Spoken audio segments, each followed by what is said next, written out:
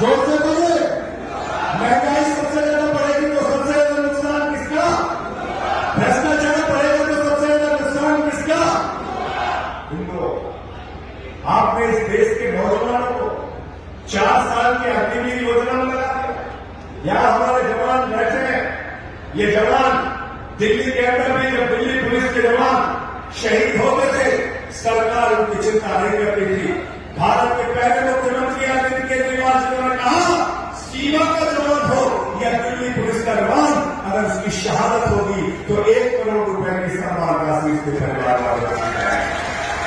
हम देशभक्त हैं। हमारे पुरखों ने इस देश के लिए कुर्बानियां दी है। हम डॉक्टर लोहिया को मानने वाले हैं, हम जेटली को मानने वाले हैं, हम गांधी को मानने वाले हैं, हम बाबा साहब डॉक्टर भीमराव अम्बेडकर को मानने वाले हैं। इसलिए तो अखिलेश यादव ने फॉर्मूला दिया और माना लगा कि अब सरकार जो बनेगी वो पीडीए के लिए काम करेगी। पीडीए के लिए काम करेगी, पीडीए के लिए काम करेगी। और नफरत फैलाने वाले लोगों से हमको लड़ना है, इनसे संघर्ष करना है, इनसे किसी मामले में पीछे रहने का काम नहीं करना है। मैं भगत सिंह की लाइन पढ़ रहा था, जेल में जब था, उनसे मिलने गए। उनके भाई फांसी की सजा हो चुकी थी। भगत सिंह के भाई निराश हुए। जब घर गए तो भगत सिंह ने उनको चिट्ठी लिखी और चिट्ठी के अंत में 2 लाइनें लिखी, उन्हें फिक्र है हरदम नया तर्ज वफा का है। उन्हें फिक्र है हरदम नया तर्ज वफा का है। जफा मतलब होता है अत्याचार। उन्हें फिक्र है हरदम नया तर्ज वफा का है। हमें भी शौक है देखें सितम की इंतहा क्या है। हमें भी शौक है देखें सितम की इंतहा क्या है। हम देखना चाहते हैं कितना अत्याचार कर सकते हैं। हम देखना चाहते हैं केजरीवाल पे आप कितना अत्याचार कर सकते हैं, हेमंत सोरेन पे कितना अत्याचार कर सकते हैं, समाजवादियों पे कितना अत्याचार कर सकते हैं। अरे समाजवादी तो आंदोलन की कोख से पैदा हुए हैं। आम आदमी पार्टी भी आंदोलन के कोख से पैदा हुई पार्टी है। कांग्रेस पार्टी ने आजादी के आंदोलन में हिस्सा लिया है। तो हम लोग को आंदोलन का एक लंबा इतिहास है, लेकिन भारतीयों के पुरखों का इतिहास पढ़ोगे तो शर्मिंदा हो जाओगे, शर्मिंदा हो जाओगे, शर्मिंदा हो जाओगे। इसलिए मैं अब सबसे कहने के लिए आया हूं, यह अंतिम चुनाव है 2024 का चुनाव। आपने सुना अखिलेश यादव जी ने लिखा, अयोध्या का सांसद लल्लू सिंह कहकर 400 सीट दे दो, संविधान बदलना। अनंत हेले पूर्व केंद्रीय मंत्री भारतीय जनता पार्टी के कहते 400 सीट दे दो, संविधान बदलना है।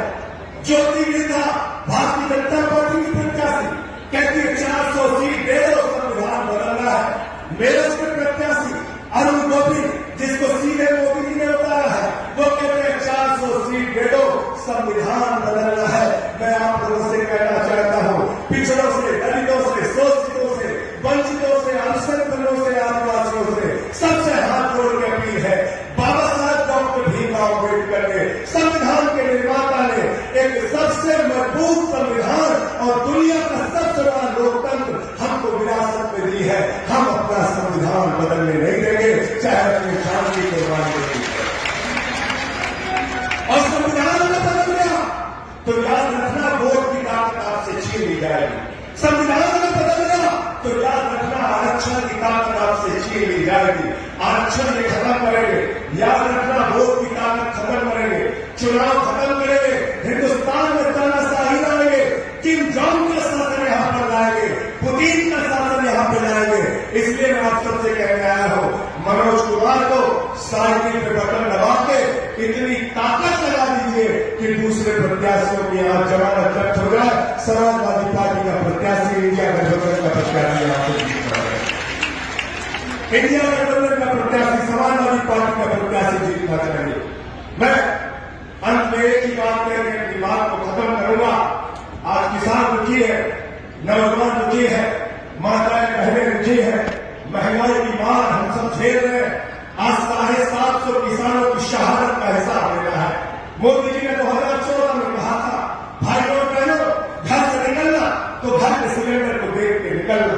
इस बार मैं आपसे कहने के लिए आया हूं, नगीना के लोगों, आप लोग जब अपने घर से वोट देने के लिए निकलना तो घर का सिलेंडर जरूर देख के निकलना।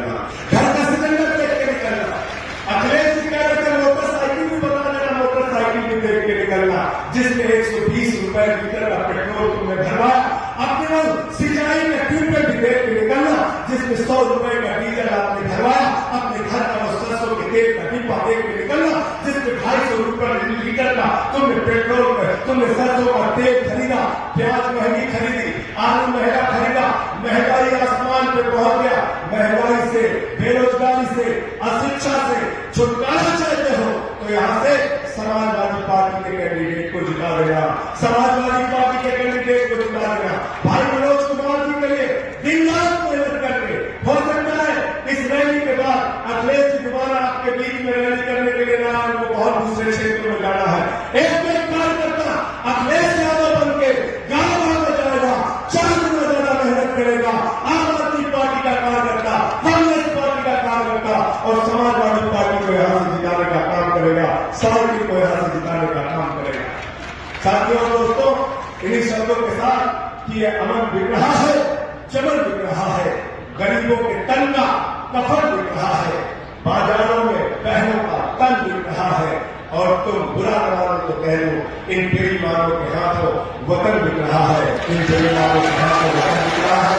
इस वतन को बचाने के लिए हम सबको, हिंदू मुसलमान, अगला पिछड़ा, दलित समाज की बाधाएं तोड़कर एक साथ काम करना पड़ेगा।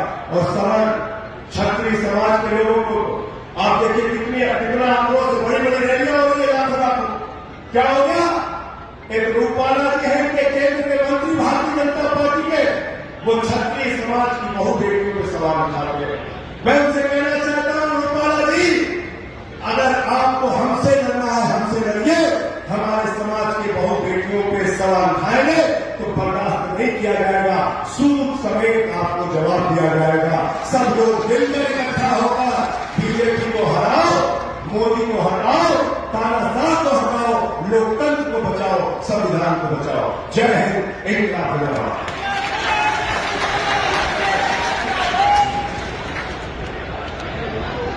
हेलो, बहुत बहुत धन्यवाद आदरणीय संजय सिंह जी।